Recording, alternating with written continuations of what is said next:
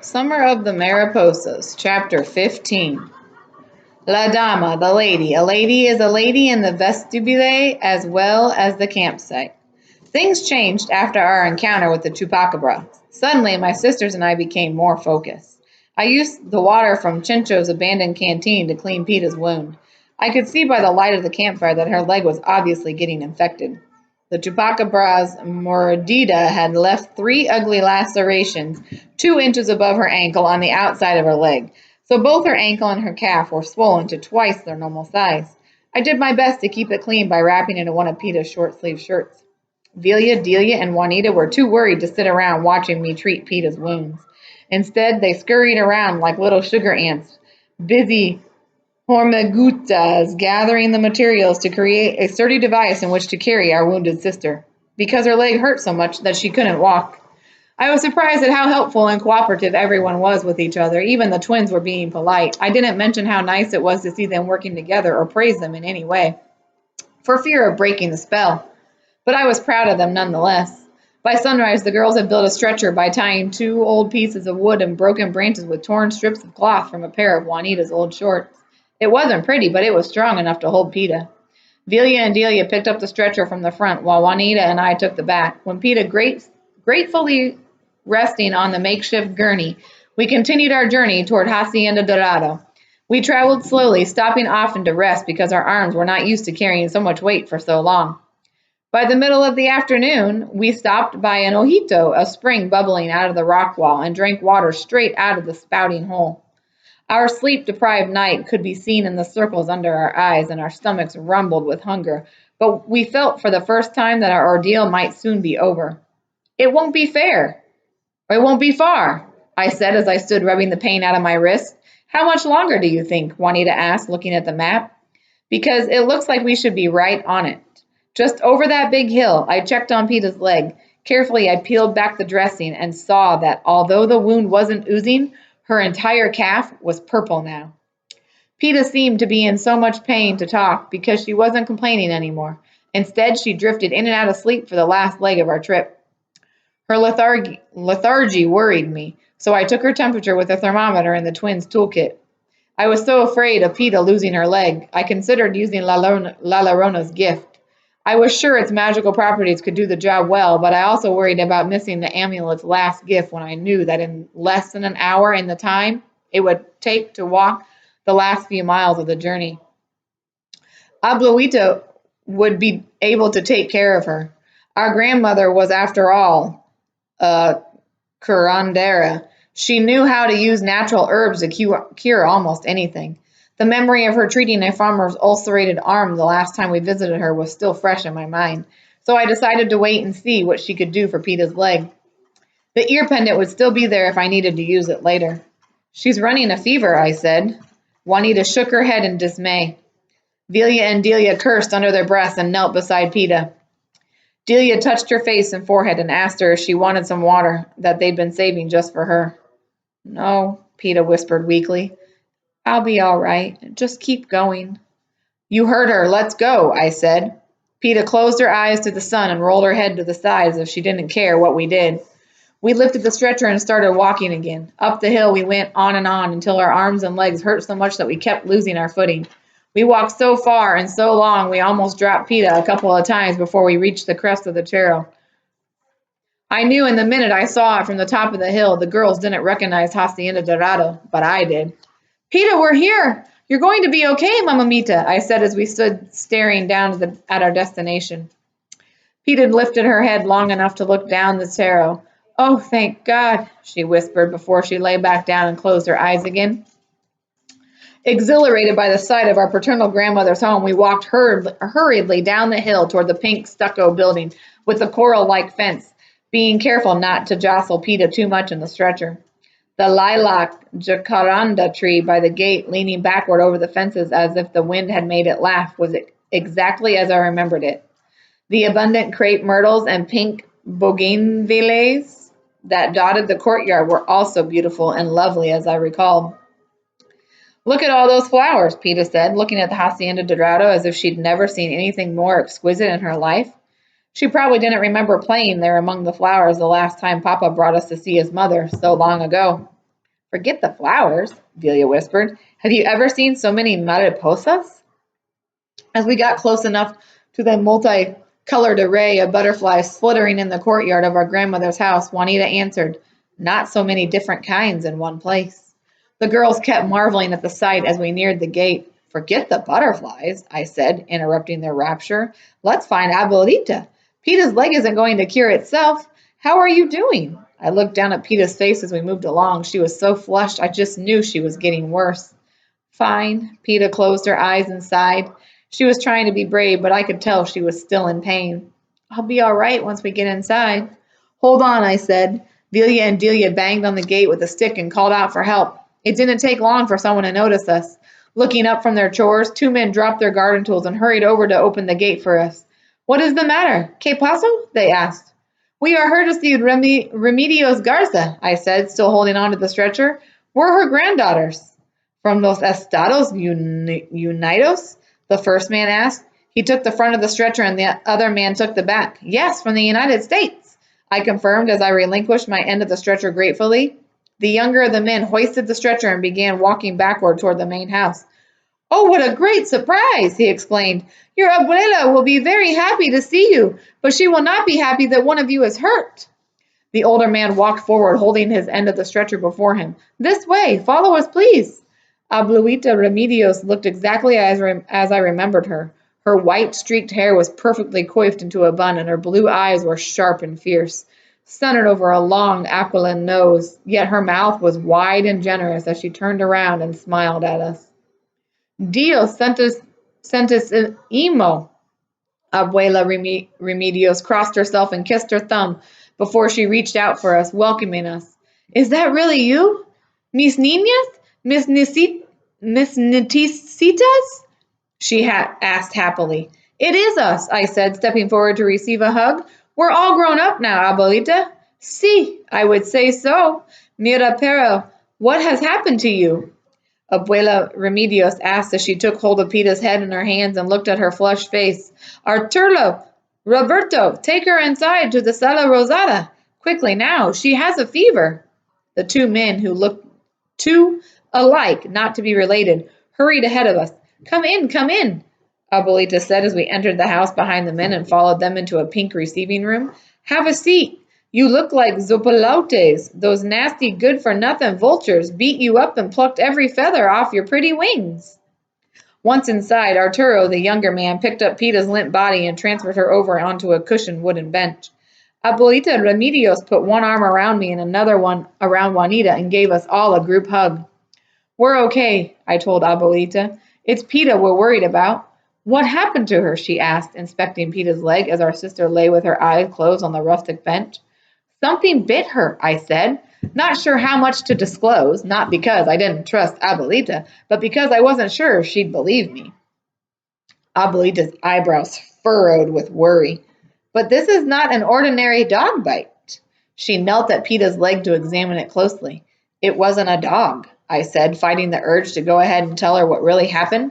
Having Abuelita think I was crazy would only complicate matters. But it's infected, I continued, trying to provide a little more information without sounding like a lunatic. I can see that, Abuelita Remedios whispered. She turned Peta's leg sideways to get a better look. Peta took in a sharp breath at Abuelita's touch. It looked like her leg was painful to move at this point. It happened late last night, she said, wincing. It's not a snake bite either, is it, Roberto? Abuelita declared, as she showed Peta's ankle to the older of the two men. See here? 3 puncture wounds. Roberto crossed himself, horrified at the sight of Peta's leg. El chupacabras. Looking back at us, he asked, Did you see the thing that bit her? Yes, I said. My voice cracked as I tried my best not to cry, because for the first time on the trip I was worried about one of us not making it back to Mama. It was the chupacabras, Delia exclaimed, but he didn't get away with it. We took care of him. What do you mean? Arturo asked, his dark brown eyes penetrating as he looked at me for answers. You saw it? Saw it? We did more than that. We blinded him. He won't be attacking anyone anymore, Delia said, sounding quite proud of herself. You did? Roberto asked. That's incredible.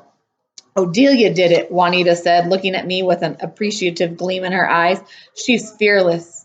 She would have proceeded to recount the whole thing if I hadn't interrupted her.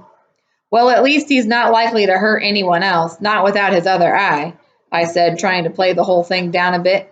Not only did I not like being the center of attention, that's a job better suited for the twins, but I also felt bad for inflicting pain on Chincho, even though I had been suspicious of him. But more importantly, I still worried about what he did to PETA. We didn't have time for stories right now. Unfortunately, the damage has already been done, Abuelita said as she checked PETA's pulse. "We have to treat her immediately, Arturo. Get me my bulto, my medicine bag. It's in the hallway, in the broom closet, up high. Hurry. We don't have much time." Abuelita Remedios waved to the younger man, who ran out of the room in a fright.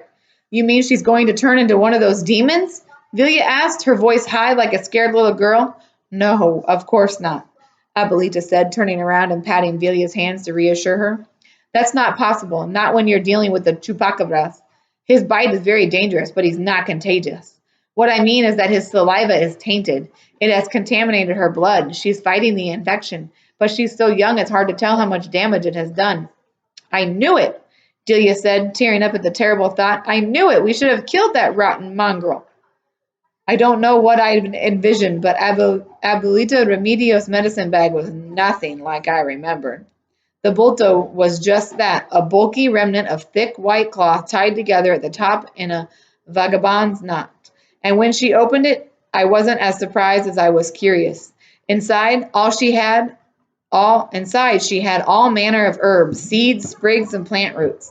The contents of Abuelita's bulto looked like may have belonged to El Niño Fedencillo, the famous curandero of olden times, and I watched in awe as she sorted the ingredients for Peta's treatment. "Shouldn't we send for a doctor?" Juanita asked, eyeing the medicine bag suspiciously. "She needs antibiotics." "What do you think these are?" Abuelita Remedios took her bulto to the coffee table and started to grind dried leaves and sprigs together in a miniature white mortar with a tiny white pestle. "Herbs," I explained to Juanita, "like the ones pharmaceutical companies use to make medicines in the United States.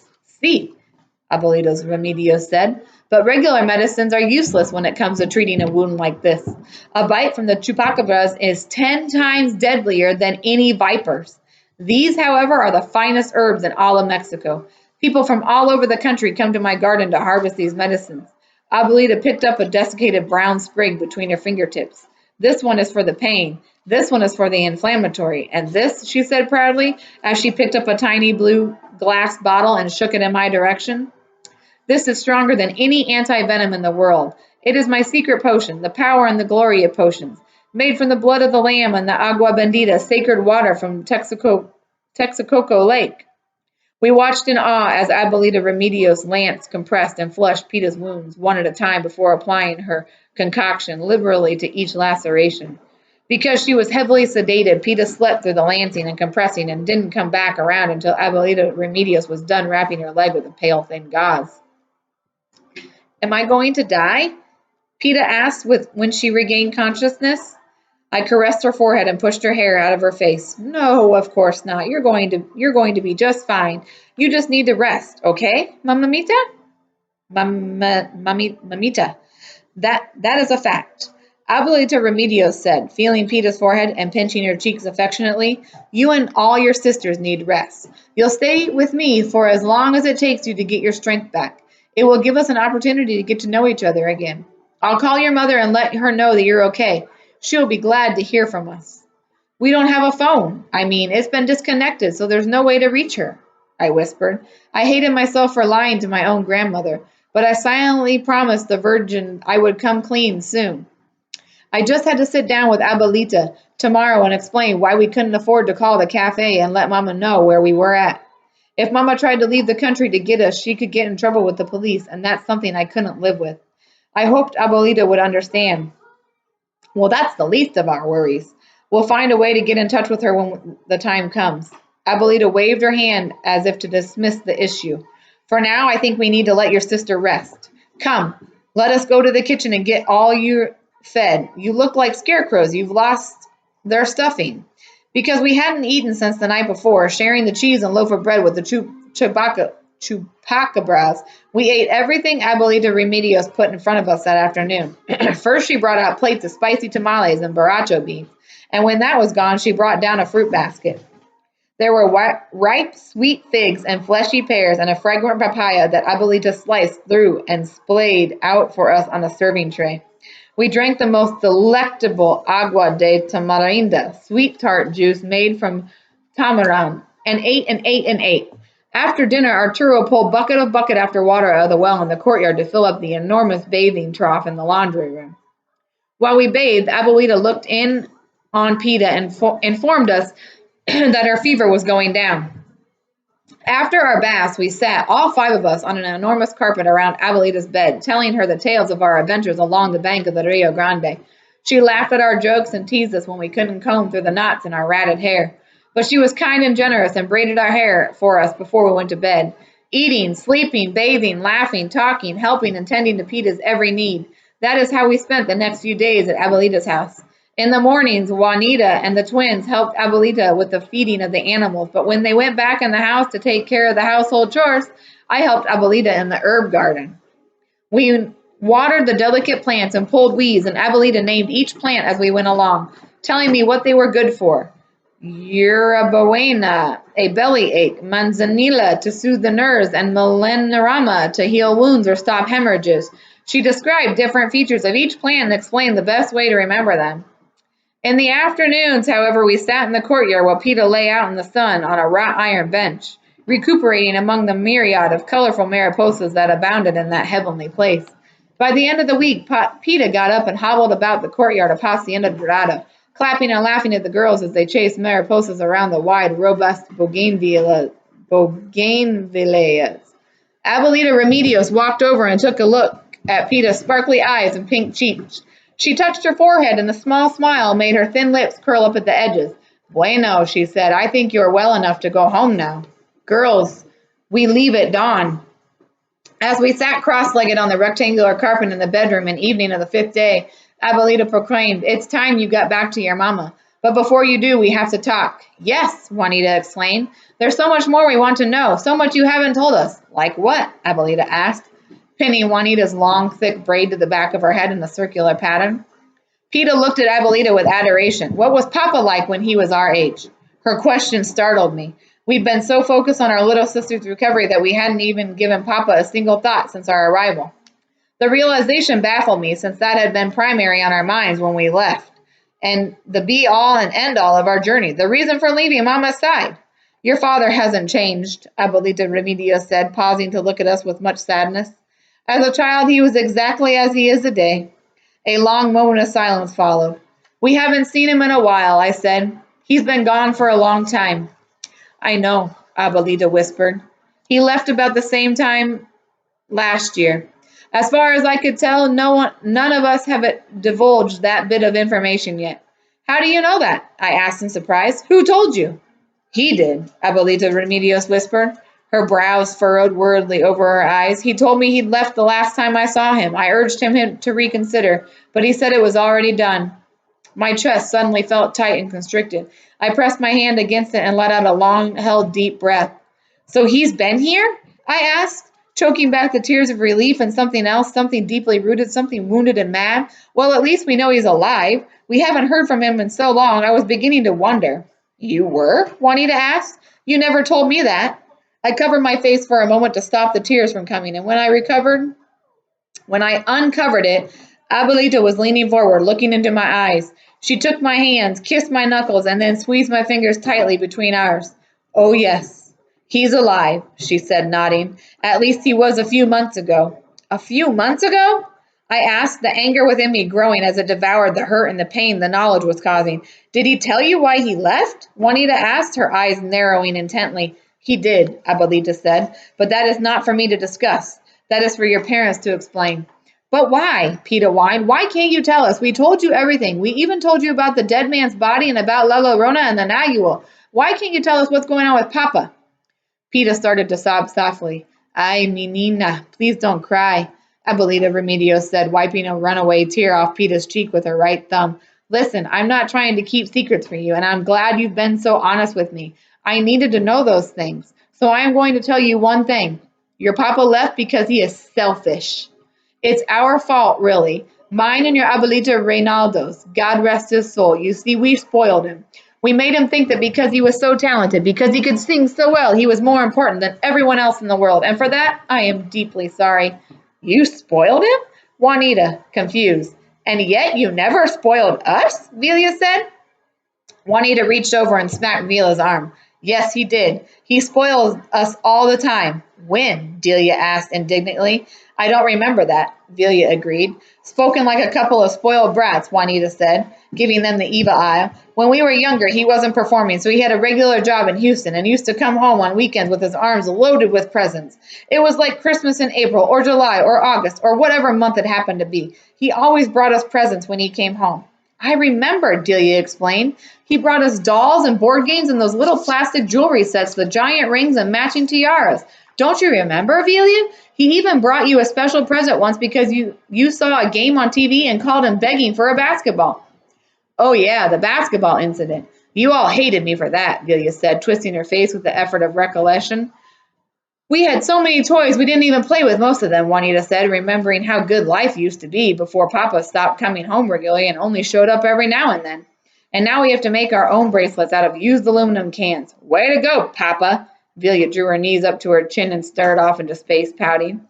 I like our bracelets better. Besides, I'm not sure Papa was spoiling us. I think he felt guilty for being gone so much, I said. The picture of Mama crying on the television because of us came to my mind, and my throat tightened. And there are worse things than not having him around anymore, like not knowing where your daughters are, Abuelita asked as if she read my mind, or if you'll ever see them again. Velia sat up on her knees to face us. I'm sorry, but I am the only one who thinks maybe Mama deserves it a little. I mean, think about it. After Papa left us, Mama literally stopped taking care of us. She didn't listen to us anymore. She didn't even know where we were half the time. Velia, I exclaimed. Nobody deserves this. I thought of what terrible daughters we'd been, how the cries of the Chusas were not far off. We'd been bad too, and Mama still loved us. I think Velia has a point. Delia intervened in a strangled voice. The truth is, Mama was just as bad as Papa, my descuidada, very neglectful of us. That's not fair, Abuelita Ramirez explained. I know your Mama. She's a decent woman, but good morals and values. She's always been a good mother and wife.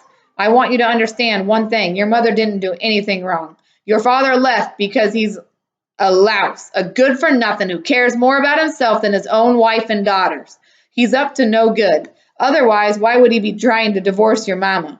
Divorce Mama? Juanita asked, her eyes wide with sudden understanding. I left the floor and sat up on the bed next to Abuelita. Did he tell you why? I asked, turning my full attention to her. Abuelita looked disgusted. He wants to reinvent himself. He says he wants a new life. It's a common story. You hear it all the time around these parts. Men go work up north, and after a while they forget their families because they started a new life in Los Estados Unidos. But I never thought my own son would do this. Not to your Mama. Not to Rosalinda. He can't do that, Peta said, choking on her words as she wiped the tears from her eyes. I'm afraid he's already filed the papers. I probably shouldn't have told you, but you all are señoritas now. I think you can handle it, Abuelito Remedios said. Juanita blinked, fighting back her tears as she looked up at us. There's no hope then. He's gone for good, she asked. Why didn't Mama just tell us what was going on? Did she think we were never going to find out? How long did she think she could keep this a secret? Abuelita patted the mattress beside her, signaling my sisters to join us on the bed. She scooted back to let us all snuggle up to her. I'm sure she thought she was protecting you, Abuelita explained, putting her arms around us as far as she could. Things are never going to get better, are they? Juanita asked. Mama's never going to get over this, and there's nothing we can do to change it. Not if he's ever coming back. Not if he's never coming back. Abuelita pulled Juanita into her arms and held her tight. Oh, that's not true. Eventually your Mama will get over him. But I always hoped that he would, Delia trailed off. Come back and make things better, Delia mumbled, finishing Velia's thought. Both girls looked absolutely crushed. Papa's slow, painful abandonment had wounded us deeply at first. We had managed to get beyond it by telling ourselves we were free spirits and nothing could ever destroy us. However, looking around the room, I could see that that wasn't the case at all. Apparently, I wasn't the only one who had never given up on him, because we were all openly crying now. Well, I can only pray he reconsiders, Abuelita Remedios said, looking at us like we were her own daughters. Lord knows I tried talking some sense into him. But he hasn't done it yet, has he? He hasn't divorced her, I asked, wondering how Mama was able to keep her sanity with everything that was going on with us, how awful we had been to her. There it is, Abuelita said, reaching out to caress our faces one by one, listening to our unhappy sighs. Ay, pobrecita mama, Juanita wailed, giving it into her tears. What she must be going through. Velia's eyes were suddenly full of rage. Papa can be such a jerk. I'm ashamed of being his daughter, Delia said. We have to get back to Mama, Juanita whispered, looking to the rest of us for support. Mama is in a lot of pain right now. She needs to hear that we still love her. Think about it. When was the last time you reached out to her? Well, it's hard to get close to her when all she does is yell at us or go to her room and cry, Velia said defensively. Well, hello, she's been abandoned, I pointed out empathetically. And what did we do to make things better for her? We're concerned. Did we make things easier for her? No. We abandoned her too. We stole Papa's car and took off. No note, no phone call, no explanation. I paused, wondering if I should voice my previous thoughts aloud, then charged ahead. Maybe Cecilia and the Lechusas were right about us. Maybe we are wicked children. We are. We took advantage of her state of mind, Juanita concluded, biting her lip nervously. We stopped doing our chores and ran wild and did whatever we wanted when we should have been taking care of her, I pointed out with disgust. We should go home and ask her to forgive us, Velia whispered, hanging her head. For being as selfish as Papa, Delia finished her twin's thought. We should take her some flowers or something, Peta said, looking at Abuelita Remedios for approval. Her face was scrunched with wretchedness. Yes, we have to go home and find a way of making things right for Mama, Delia concluded. Delia wiped away her tears roughly with the back of her hand. I think it was actually all our fault, she declared. Papa left because we're pesadas, too much to handle. He left because we didn't listen to him half the time and we're always getting in trouble with Mama. And well, I think he was just sick of hearing about it. Peta used the bottom of her shirt to wipe at her eyes. You mean he doesn't love us anymore? Peta asked. Would you, if you had us for daughters? Delia asked Peta, looking at her sister resentfully. That's when I realized the evil of what the Lechusas said about us. We had been bad, yes, but was what Papa did our fault? Yes, I would still love us, I said, angry with myself for not realizing the twins had been blaming themselves for Papa's absence all this time. The way I see it, we didn't fail Papa. He failed us. He's the adult here. Abuelita reached into her pocket and handed Peta a handkerchief. Peta took it out and blew her nose into it indelicately. Now you listen to me, muchachitas. Abuelita Ramido's eyes darkened with emotion. The truth is, adults don't always make sense. They don't always do what's right. Sometimes they are like children themselves, doing whatever they want. Cada cabezas es un mundo. They have a mind of their own. Do you understand? I think so, Velia whispered, nodding her head. Sometimes men leave for whatever reason, Abuelita continued. Nothing you did or could have done differently would have changed that. So I want you to stop blaming yourself or your mama for the choices your father has made. Instead, I want you to continue taking care of each other the way you've been doing so far. I'm so proud of you for standing up for your amanitas against those evil creatures. I'm sure having to do that has taught you how important it is to stick together and love one another more than anything else in the world. With those words, Abuelita Remedios gathered us closer around her. We went into her arms and let her hold us. She held us tight and said, What's done is done. The best thing you can do is go home and let your mama know you are all right. You're all she cares about right now.